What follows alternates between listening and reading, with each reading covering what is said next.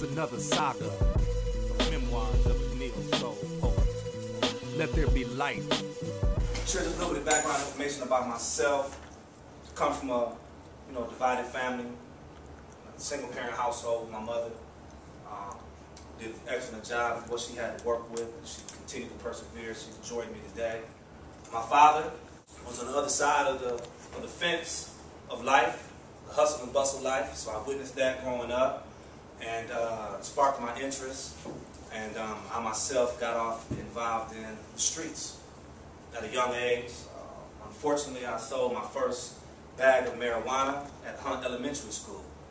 So, I was only in the 6th grade at the time. So that began something for me that would essentially lead me on a path that would destroy my life, only to rebuild it.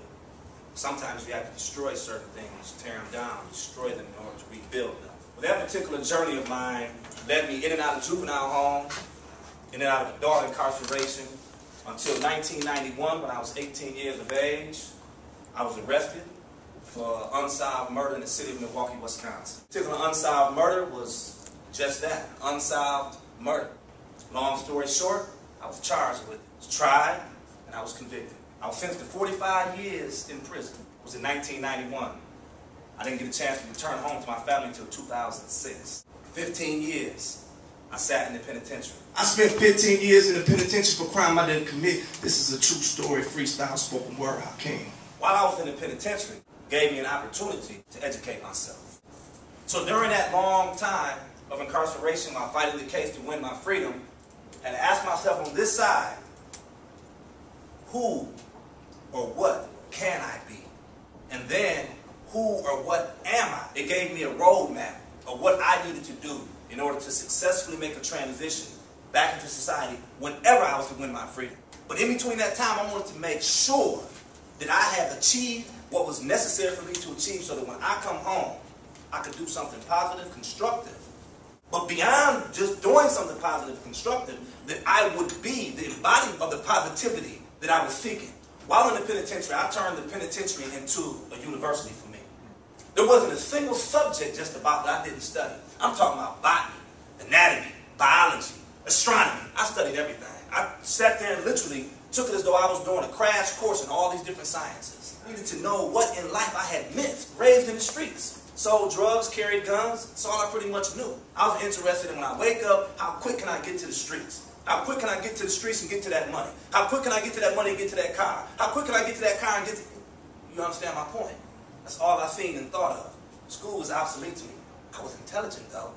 I was smart, but I didn't use them in the right way. So while incarcerated, I took the time and opportunity to take advantage of it. A lot of us out here in society, we don't take advantage of the things that we have, the opportunities that we're blessed with. A lot of times we don't even see them. They just travel right past us. Well, while I was incarcerated, I witnessed the same thing. People sit in prison all day, every day. And to me, they were sitting in a university. And they did not take the time out to examine themselves, to examine the possibilities, to look what was in front of them and what they could achieve. Instead, they woke up in the morning, they played chess. They woke up in the morning, they played checkers. They woke up in the morning, they played dominoes. They woke up in the morning, they went to get on the telephone to find out what was going on out here in the street. I woke up in the morning, I prayed. I got a book. I went to the library. I went to the school. While I was incarcerated, I worked in the academic field. I was an academic tutor. And I did that for many, many years. I learned a lot of things, and I helped a lot of young men get their HSCDs, their high school equivalency diplomas. The paramount of education is at a whole nother level. Very few times do we really value our education. Even those among us that acquire education, because we don't understand what we can really do with it, the power of it. Well, one of the things about prisoners is that they have very few options in life to succeed when they get out. Education aside, it's insignificant. Why? Because one, they're a convicted felon. They already got a strike against them right there. Here you come with a diploma in whatever field that you studied in. It's difficult enough for you to get a job. So people like myself, convicted felons of a crime, makes it even that much more difficult. While I was incarcerated, the knowledge that I acquired, I took to the pen. I wrote about it. I wrote, I don't know, 12, 13, 14 books. I lost count, to be honest with you. I lost count. And of these books, I took maybe 5 or 6 of them, and I published them and bound them and I distributed them. And that's because we don't understand how valuable the preservation of information is. Let me give you an example. Facebook. Who's all on Facebook? Everybody, just about. I'm on Facebook too. While I'm on Facebook, I utilize Facebook for one reason, and that is to transmit information, to transmit ideas and thoughts, history. I'm preserving my history. Why? Because we live in an age, a technological age today, in which everything we do, everything we say, every image is captured on Facebook, on MySpace, on the internet. Google it. Everything is captured and preserved. That makes us one of the pioneering generations of all times. Why? Because 100 years from now, in distinction from 100 years ago, we can't look back at the history of anybody in particular except someone that made significant history. We can't look back and see everything they said on a daily basis, everything they did, every image that was captured about them. But today, everything we do, and the people that succeed us 100 years from now, they will be able to look back and see everything we said and did. So I use Facebook to promote knowledge, wisdom, ideas, mentoring.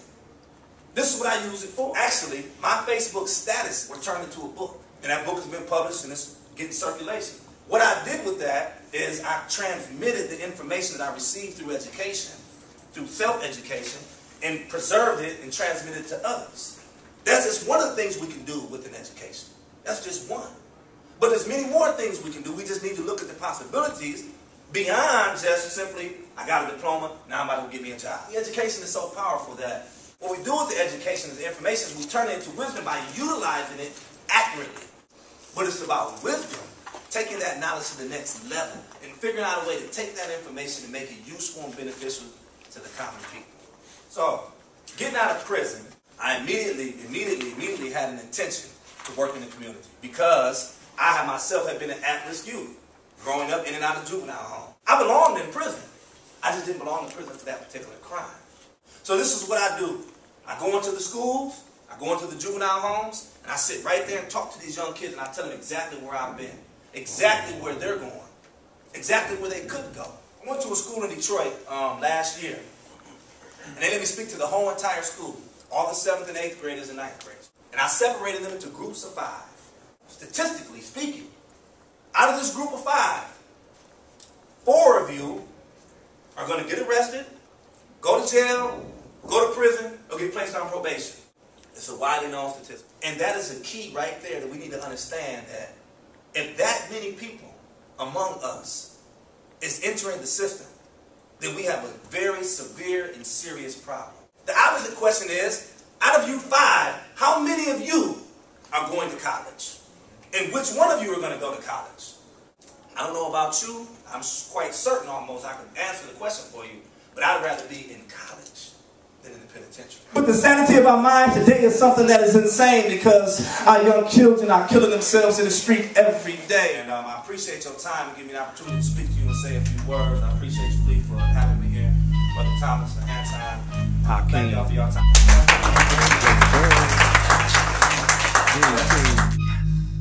Big chips.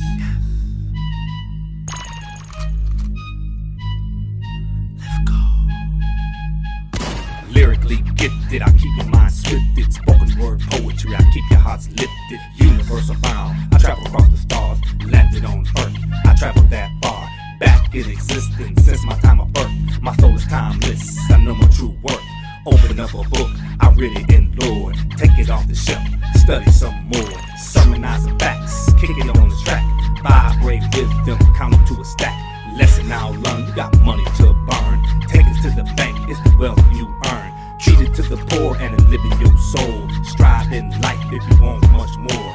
Put down the pen, pick up the pen. Free from the pen, 5 plus 10. United we stand, divided we fall. If we could come together, we could go to Mars. From the land of the kings, we could conquer all. But without education, we ain't going that far. United we stand, divided we fall. If we could come together, we could go to Mars. From the land of the kings, we could conquer all. But without education, we ain't going that far. My third eye's awoken, I see the skies open. Knowledge of self, encourage words of focus.